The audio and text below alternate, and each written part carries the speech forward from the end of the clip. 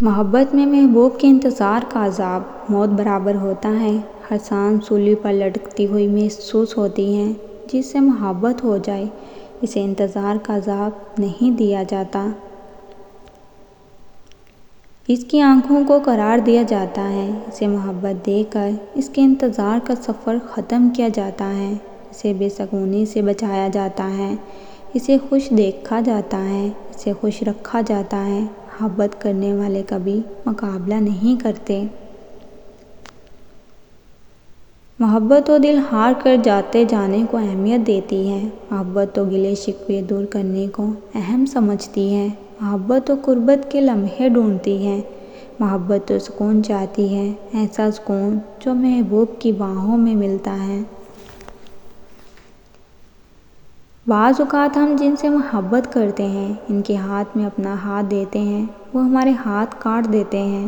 بعض اوقات جن سے ہم ڈرتے ہیں وہ ہمارے راستے کے کانٹے ہٹا دیتے ہیں۔ بھروسہ کرنے کا کوئی پیمانہ نہیں، لیکن بھروسہ کرنا چاہیے۔ بھروسے کا دوسرا نام محبت ہے۔ جس سے محبت کرو اس پہ بھروسہ کرنا سیکھو۔ محبت میں مکمل بھروسہ کرنے سے یا تو سچا پیار ملے گا یا اچھا سبق۔ کچھ باتیں بہت گہری ہوتی ہیں۔ ان میں یہ خاصیت ہوتی ہے کہ ان میں ڈوبا جا سکتا ہے۔ آپ کی زندگی میں 3 طرح کے لوگ ہوتے ہیں۔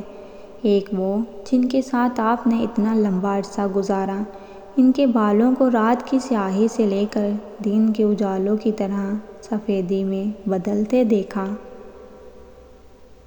لیکن وہ سفیدی بھی آپ کا دل نہ جگمگا سکی۔ دوسرے وہ جن کے ساتھ آپ نے زیادہ عرصہ نہیں گزارا، لیکن آپ ان کے ساتھ پرسکون رہتے۔ تیسرے وہ جن کو شاید آپ چند دنوں یا بہت کم عرصے سے جانتے، لیکن وہ آپ کا دل روشن کر دیتے ہیں۔ کسی دانا نے کہا، میں پہچانتا سب کو ہوں، جانتا کچھ لوگوں کو ہوں اور مانتا صرف چند ایک کو ہوں۔ جن کو میں جانتا ہوں ان کا ہونا نہ ہونا میرے لیے عین برابر ہے۔ جن لوگوں کو میں جانتا ہوں ان لوگوں کے ہونے یا نہ ہونے سے مجھے فرق پڑتا ہے، اور جن لوگوں کو میں مانتا ہوں ان کی غیر موجودگی براہ راست میرے سانس لینے پہ اثر انداز ہوتی ہے۔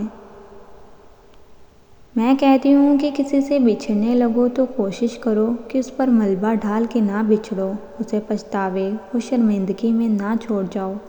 اسے مت گنواؤ کہ اس نے آپ کے ساتھ کیا کیا زیادتی کی، کہاں کہاں آپ کا دل دکھایا اور کون کون سی بات ضبط کی۔